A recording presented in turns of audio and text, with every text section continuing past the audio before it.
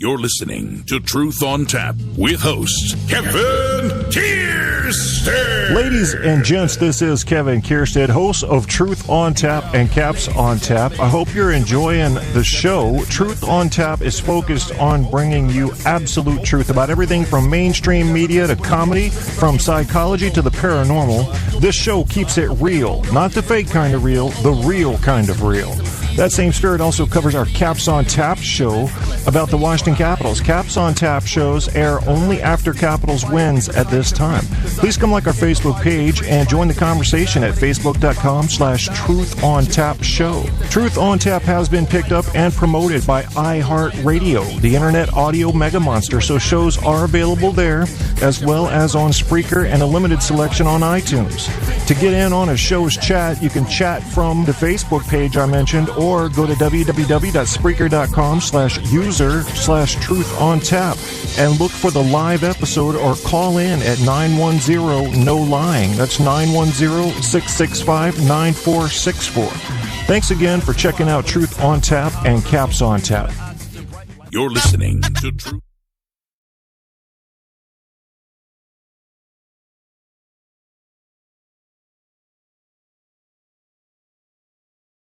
You're listening to Truth on Tap with host Kevin Kierstead.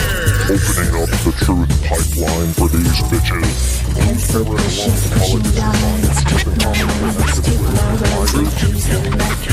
Truth on Tap.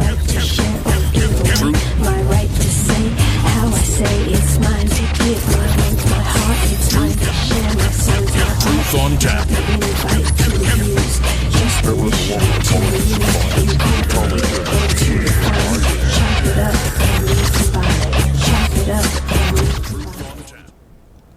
Washington Capitals fans around the world, what did you see tonight?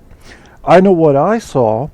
I saw a game that looked lost in the first period. I saw somebody named Mike Green who seemed to have been paid off by the Tampa Bay Lightning to go on a Tasmanian Devil penalty spree, not pleasing me at all. But I said, you know what I'm going to do? Instead of turning the TV off, I'm going to watch. Because here's what I want to see. I think we've lost the game already. It's 3-0. I believed it. And I want to watch Mike Green get punished. And I knew the fans would punish him. And they did. They started booing when he would touch the puck. You can't do what he did tonight and get away with it. Now, he got his ass saved, didn't he? Because Ovechkin set himself on fire, scoring 4 goals. He's only done that 3 times in his career. Only, I say. Name anybody else who's even done it. 4 goals in regulation. And that we had to pay a price for because 2 of those came on the power play. That was a result of Carl Alzner being hardcore slammed into the boards. And Wes Johnson, if you're listening, you got the close-up view of that right in your face there. Luckily, Carl Alzner returned to the lineup. So it doesn't look like, you never know with these things. You can have a player return to the lineup and then be out the next game for a year. You know what I'm saying? So they may think they're okay right away, but they're not. So we're going to hope he's okay. I like to call him our belt buckle. He's always there, and we need him, but he doesn't do anything. So what else can you call him? What a game. Let me go ahead and run down. We're going to work backwards tonight, okay? So the Caps win the game 6-5. How did this happen? It certainly wasn't looking like that in the first period. Certainly was not. Power play goal, Martin St. Louis. Snapshot assist, Salo and Tyler Johnson. Then again, at 10:49, power play goal, Nikita Kucherov, assist Purcell and Carl. Then again at 11:07, Nate Thompson gets one, assist J.T. Brown, B.J. Crombeen. And finally, with that 3-0 deficit, OV cracks the egg. He cracks the egg. He says, look, we're not dead yet.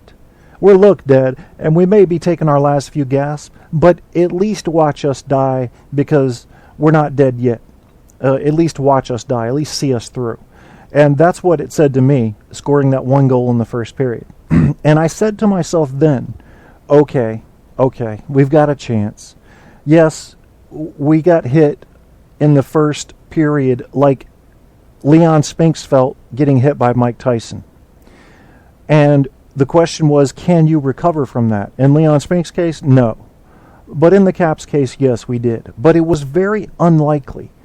If you were to look at the history of hockey and look at how many teams have opened up a 3-0 lead to end up losing the game, you would see that percentage is remarkably low. And the chances of us winning this, based on who was injured and who was in and who was out, they were decent at a 0-0 point. They were pretty decent, you know.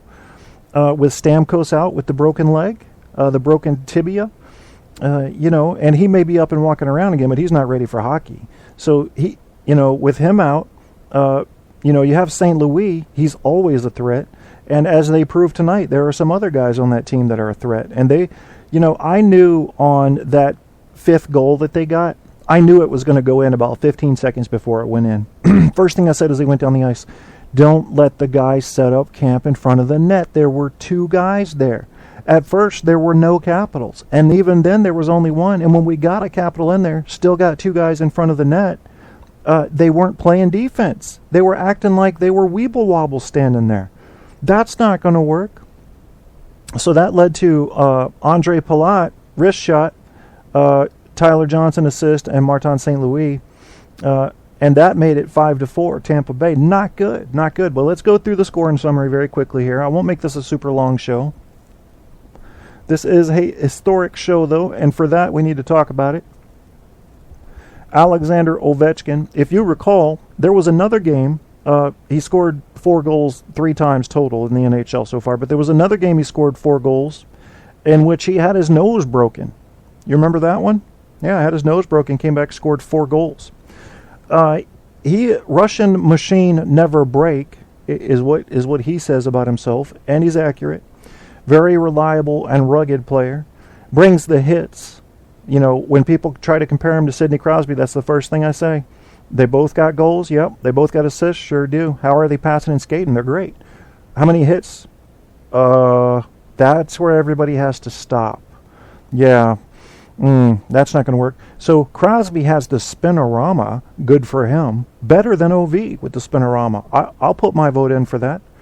But then the hits, I think they more than overcompensate for having the spinorama deficit. Wouldn't you say?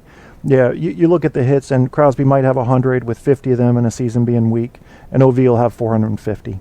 He's just not on the same radar. You can't even count him in the same group.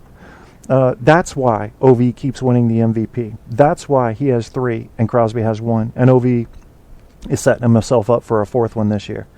So anyway, enough about that. Let's not take any glory away from this game talking about some clown that belongs to the flightless birds. Mike Green, what's wrong with you?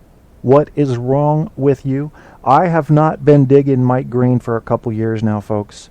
He used to be Game Over Green, but I saw it. I saw it start. It was a laziness. I don't know why. Maybe it's depression. Maybe he's got an injury he's nursing. I'm not trying to be a psychiatrist here, but I'm telling you there's a problem. And maybe it's just with motivation. There is a laziness, a refusal to work. That's what these penalties come from.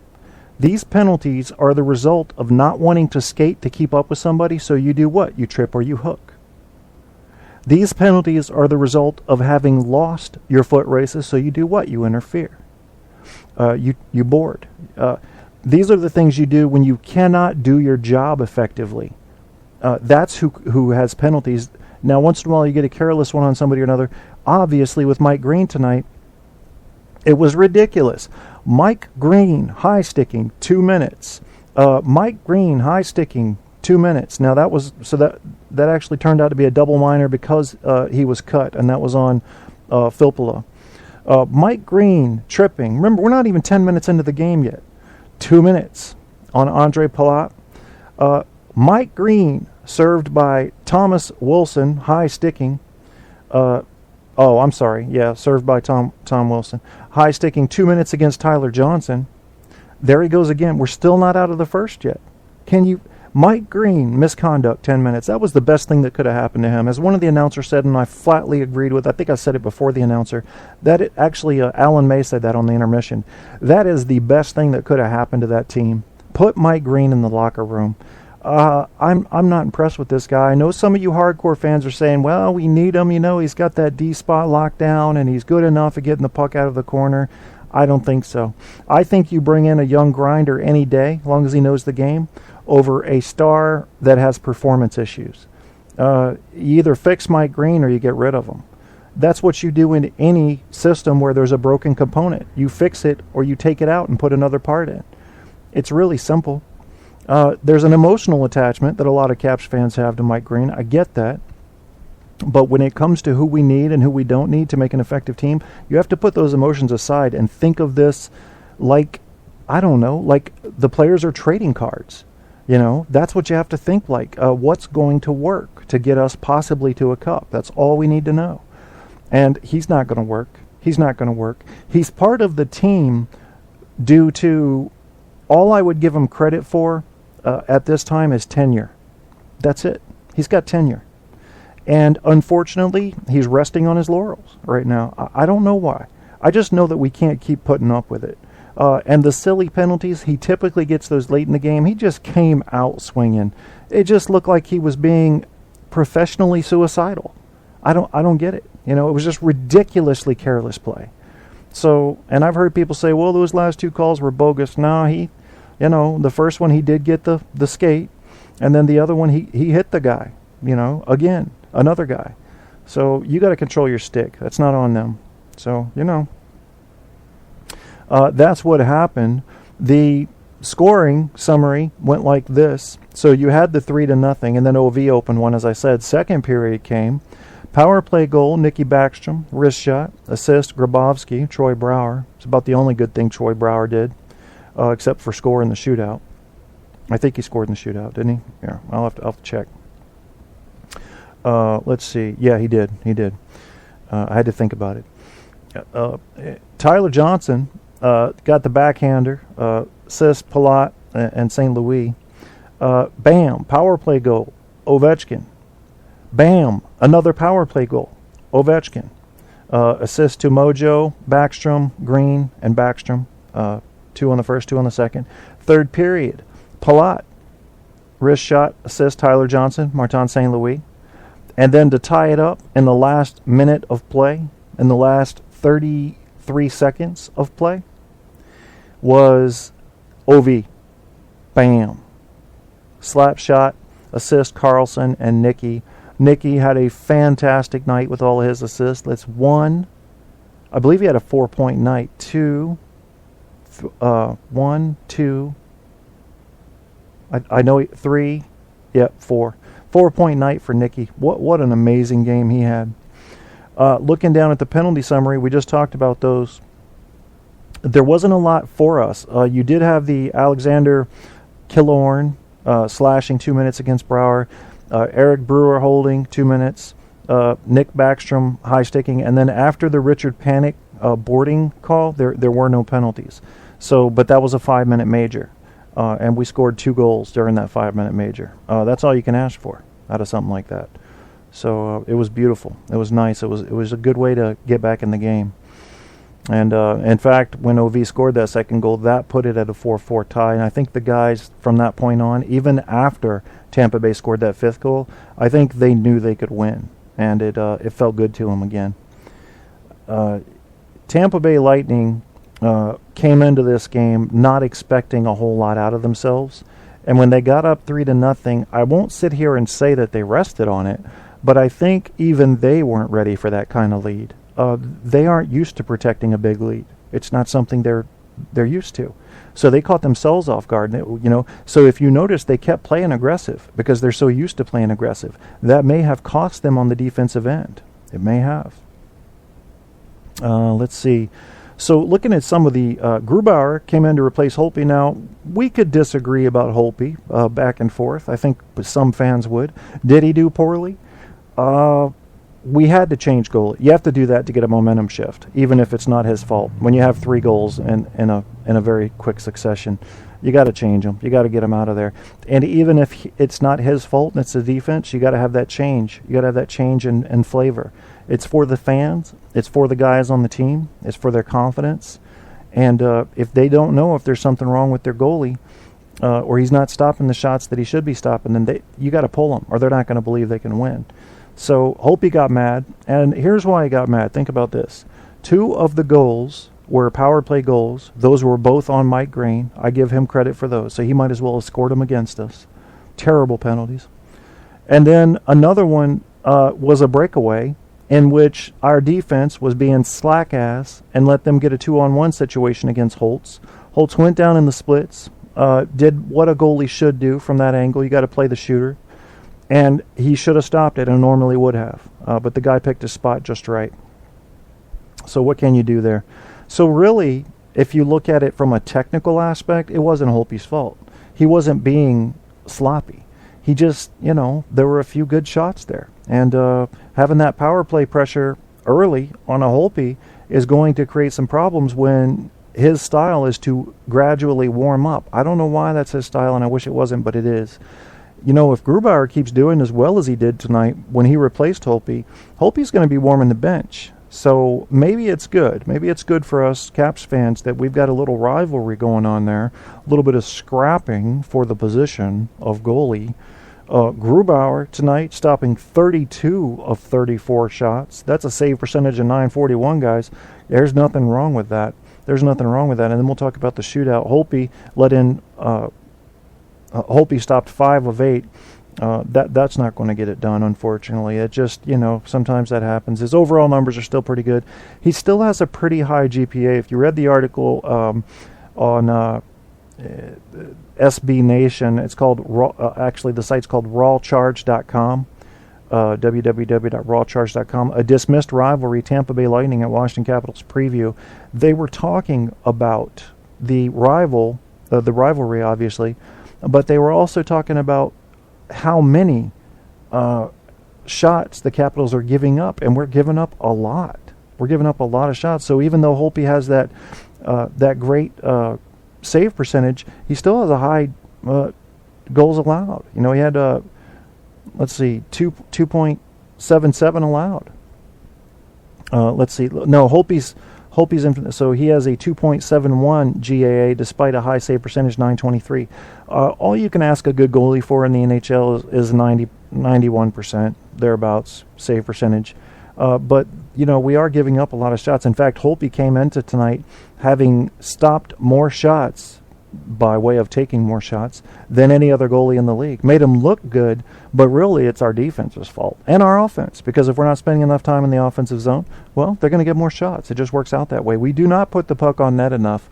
Everybody tries to be a little too accurate, and I think that cost us. We really need some sloppy launches at the goal. Just get the puck to the goal. 3 out of 4 times you're going to get somebody around there or have an error, and it's going to go in. You just got to do it. Now, I know you don't just want to turn it over when you could have worked the cycle and passed it around. There's a balance, but we don't do sloppy shots. We need to do some sloppy, dirty goals. Just bang it at the net. Do the slap pass a lot. That means take a swing like you're going to take the slap shot, but you go into somebody off the side of the net, hoping for that tip in. We can do a lot more of that, especially when you're out at the point, because even if you miss, you still have the puck in the O-zone. And that works for us. Talking about tonight, this article I was telling you about, the Lightning offense came in with Bishop came in with a 1.98 GAA and a 934 save percentage, even better than Holtby. So he wasn't ripe for the picking tonight. You understand? We cracked that egg, and I think OV got under his skin. After the second goal, I think OV was basically unstoppable. Something happened inside Bishop where his confidence and being able to stop the pucks dropped dramatically, and especially with OV, except for in the shootout where he stopped him. I told OV in my head. I said it out in my living room. OV, go high glove side, and he did. But Bishop got quick with the glove. He did. And I looked at it afterwards, and I saw that gaping hole above the stick, and I said, my God, why didn't he go there? But, that's my fault. I'll take credit for that one. My telepathy was bad advice. So the Lightning are in the bottom third of the NHL in shots before this game, 27.7 shot attempts nightly. But you look at all that we give up, and that gave them a real chance tonight, a real chance. Looking back at the stats, obviously the total shots would have been 42 from the Lightning upon us, and then we only put 31 on them. 31 to 42, and we're talking about the Tampa Bay Lightning. That's not good. That's not good for that stat. And we're lucky we even won the game. Let's be honest about it. We're lucky. I'm not saying skill wasn't at work. I'm just saying with all the mistakes we made early, we're lucky we recovered. Very lucky. OV gets first star of the game. He got 4 goals on 6 shots, 2 hits. Time on ice was 22:52, which is a pretty high time. So he just got the 4 points, didn't get any assists. Nicky Backstrom, he got second star. He got 1 goal on 2 shots, 4 assists. So actually that would have been a 5-point game. Okay, I thought he had a 4-point game. Hits, he got 1 hit. 5 points there. Penalty minutes, 2 minutes. Time on ice, 21:55, just under Veech Kin. And then St. Louis got third star with 20 minutes on the ice, 1 goal, 6 shots. Looking down this list here, let's take a look at the team stats. Power plays, Tampa Bay, 2 of 5. Washington scored on 3 of 5. Hits, 29 to 28, very close there. Face-off wins, 22 Tampa Bay, 36 Washington. Folks, that makes a difference. Face-off wins makes a difference. And let me tell you something else you never hear about that makes a huge difference. Huge difference. You know what I'm going to say, some of you guys. This is something we've been doing lately that ruins the momentum of an offensive surge. What do you think I'm about to say? Offsides. Dumb mistake. When one of your guys is skating, you don't go across the blue line before the puck. If you've got the puck, you don't put on a lateral move at the blue line. You skate across. That's going to throw your guys off. If we would stop doing that, I'll bet you at least 1 out of 4 of those plays that we tend to have a nice rush going and we go offsides, we would have a real shot at a goal and might have a goal on that.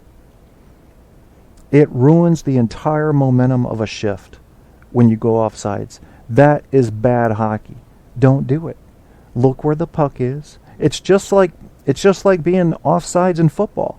You don't see that often in football. Why do you see it so often in hockey? You look at where the puck is and you don't go past it until you're allowed. I don't like it at all. Way too many offsides. Good to see what we're doing on the faceoffs, though, at least this game. Giveaways, 13 by Tampa Bay, 12 by us. That was very close. Takeaways, 8 by Tampa Bay, 2 by us. Here's a good stat here. These last 2 are kind of important. Blocked shots, not what the Capitals are known for this year. Tampa Bay, 8, Washington, 20. 20 blocked shots tonight. I didn't even know that. Penalty minutes, 9 for Tampa Bay and 20 for Washington. That includes that looks a little skewed because of Mike Green's 10-minute misconduct. So let's see, 3 stars of the game I already told you about. Officials. Was going to look at some of the individual stats here since we talked about team stats. First, let's talk about the shootout. So Eric Fair went first. He scored. Filppula went, did not score. Veech Kin went, did not score, surprisingly. Kucherov, he scored. So then we have a 1-1 tie. Third round comes around. Nicky Backstrom, who is usually money, he didn't score. St. Louis didn't score either, so we're still at 1-1. We start the 4th round. Grabo comes to win. He scores, but Teddy Purcell follows him, and he scores. So now we're at 2-2. Top of the 5th round, Troy Brouwer comes in and scores. About time he started earning his goddamn paycheck. And then Palat has to score to keep Tampa Bay in the game, and he does not. He is stopped by Grubauer. Grubauer showing his blocker and glove skills tonight in mad fashion. Did very well. And I got a feeling that Nuvi will come back and poor Grubauer will be bumped back down to Hershey, but now we know.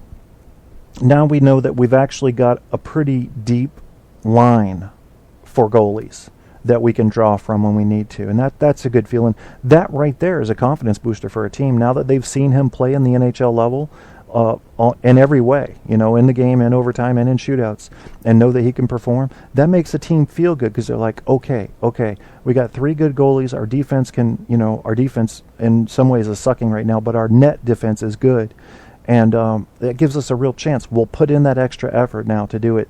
But we're not. In a lot of ways, penalties are going to kill us. Penalties are going to kill us, silly penalties. And offsides. When we go on rushes, we've got to be smart about that. Some of them are very smart-looking breakouts. To go offsides ruins all that work. All that leg pumping, all that precise passing down the drain when somebody steps across that blue line first. That should be something they work on day in and day out. If I'm Oates, I'm spending an hour of practice on offsides. I'm making people do it. Skate it across. If you run into opposition right at the blue line, you got to do something. You either go ahead and dump it in quickly or you pass it. But you do not make a lateral move and throw your guys off sides. They've already got their momentum. They need to skate in with speed. You got to get across that line or you dump it in or get a pass to them. You do not move laterally. So a lot of that. And also for the guys that are doing, you got to watch. If the guy gets caught up and you think he might get caught up, you got to slow down a little bit and start moving laterally. And then if he gets it in, you can go north-south again. That's something easy to fix, but apparently we need a lot of remedial training in that area. And I would be all over it. I don't know about you guys. If you were a coach, I would be all over that. Staying onside, Jesus Christ. So looking at the individual stats here, I was surprised to see that Carlson, do you have any idea how much time on ice he spent tonight? My God, man. Homeboy ought to be sleeping well tonight. So, your good players on the team, they're getting, 23 minutes. 23 minutes for Brouwer and Alzner, 22, almost 23 for Veech Kin. Bam, 34, almost 35 minutes for Carlson. That's crazy, and that's really because of Mike Green not being around that he got all that extra time. And, of course, in that time, he ended up getting 1 assist, so 1 point. But he was effective at his game, and I didn't see Carlson make a lot of mistakes. He a couple times was getting beaten on the foot race, and now that he's shown us our speed in the last game, he's shown us his speed, he needs to use that, because now we know he has it. And maybe he should have kept that secret if he didn't want to use it. But he's got burst speed if he wants to use it. For a D-man, he does. And he needs to use that. We can't accept him losing foot races all the time now, which he very much does. Beagle had a limp going on tonight. Don't know how he's doing. Face-off percentage was 43%. That could have been better. Let's see, but not bad. Grabo, face-off percentages, 33% for him, 50% for Mojo, Ward, and then you have 100% win for Chimera and OV when they did face-offs, and then for Erat, Backstrom, and Brouwer, respectively, we had 70%, 68, and 71% there. So there it is. I mean, there's the game right there in a big fat nutshell. The Washington Capitals, Alexander Ovechkin, congratulations to him. 4 goals is amazing. Nobody scores 4 goals. Nobody scores 4 goals. That's incredibly rare in an NHL hockey game. And for him to do it as the man that was already leading the NHL in goals, and for him to do that on only 6 shots, scoring 4 goals on 6 shots, scoring 66% of the time from the ice. Wow. That's going to make his numbers look real good. There is nobody that's going to catch OV if he stays healthy. Forget about it. He could be looking at a 60-goal season very easily. He could make real history here. So let's give him some credit. He just passed, I believe he just passed, who did he pass? Bondra? No, it wouldn't have been Bondra. He passed somebody for most power play goals, I think. I can't remember who it was, though. You guys will have to look that up. That'll be your homework assignment. Look that up and see who he just passed in the stats and post it on the Facebook page. That's about it. I'm not going to play any music on this one. My show, the Caps on Tap show, got rejected from iHeartRadio because I had music in it that was longer than 30 seconds, which is odd because my Truth on Tap show made it to iHeartRadio, and it has plenty of music in it. So their claim is we can't take talk shows that have more than 30-second songs in them, and yet they accepted my other one, so they liked it enough to let me break the rules on that one, but they didn't like this Caps on Tap show enough to let me break the rules on this one. So anyway, that's that. That's how that works. Let's take a look at the upcoming schedule for the Capitals, and I'll be right with you on that. First, got to check on something. Yeah. Just got to check on my playback here, make sure everything's going well. And then we'll take a look at what we got. We won't do the Hadid shows you the road ahead. We'll do the Kevdeed shows you the road ahead. How about that? Yeah, there we go. So, all right, got that checked. Looking at the schedule, let's go ahead and pull up the schedule here. So I'm going to go to my Caps page. There it is. This way you don't have to go look at yours. And I'll give you the schedule coming up here. Oh, look at the new, they got the snow-colored background thing that pops up there to celebrate the season for the Washington Capitals. Yeah, how about that? Feeling the love and joy tonight. Here we go. So tonight, let's see. Yeah, we played Lightning. Okay, so we got Friday, we play at the Panthers, 7:30, CSN, DC. Sunday, we play the Flyers at home. Flyers play us at home. That is a 3 p.m. start. Don't miss that. That's easy for people to forget about and think it's going to be at 7 or 8. It's a 3 p.m. start. That's on NHL Network as well as CSN. And then Tuesday, December 17th, Capitals at Flyers. So one home, and then the next day, or 2 days later, we turn around and go up there. That one is at 7:30 on TSN, NBCSN, and CSN DC. And then finally, Friday, December 20th, going a week out here, we got the Capitals, Hurricanes. Capitals at the Hurricanes, 7 p.m. puck drop, CSN DC. And then I'll just read off the next opponents we have coming up. It's going to be the Devils, Ducks, Rangers, Sabres, Senators, Canes, Wild, and Lightning. Takes us up through January 9th, just to give you a heads up on what's coming up. Excellent game tonight. I was very impressed with the way we pulled it out, yet I know that we could not have done that without a bright and shining superstar on our team named Alexander Ovechkin. We take him for granted, don't we? When someone performs as well as he did, we take them for granted. We expect it. You shouldn't. The way he performed tonight was not normal for anybody. It was extremely good for the average hockey player and still good for even OV. Beautiful play tonight. Thank you, Ovechkin, for saving our asses tonight. Caps on a roll with our win-loss here and quickly climbing up that Metro division, chasing down those flightless birds, and we will catch them. I believe it. I believe in my Caps, and we're going forward. What a beautiful game. They did make history tonight in the craziest way. And it's a game that's going to be talked about for a long, long time. And this show will not be talked about for a long, long time. But I hope that it entertained you. And on that note, we're going to call it a show. And I want to thank you for listening. And I'm going to play a little commercial to tell you how to find me in case you came in a little bit late to the show. And then I'm going to get up and out of here. Thanks for listening to Caps on Tap. This has been your host, Kevin Kierstead, and I'm out. To Truth on Tap with host Kevin Kierstead. Ladies and gents, this is Kevin Kierstead, host of Truth on Tap and Caps on Tap. I hope you're enjoying the show. Truth on Tap is focused on bringing you absolute truth about everything from mainstream media to comedy, from psychology to the paranormal. This show keeps it real, not the fake kind of real, the real kind of real. That same spirit also covers our Caps on Tap show about the Washington Capitals. Caps on Tap shows air only after Capitals wins at this time. Please come like our Facebook page and join the conversation at facebook.com/truthontapshow. Truth on Tap has been picked up and promoted by iHeartRadio, the internet audio mega monster, so shows are available there as well as on Spreaker and a limited selection on iTunes.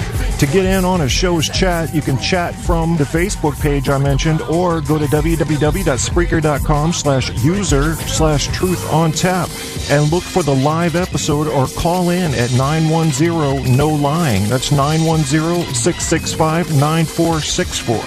Thanks again for checking out Truth on Tap and Caps on Tap.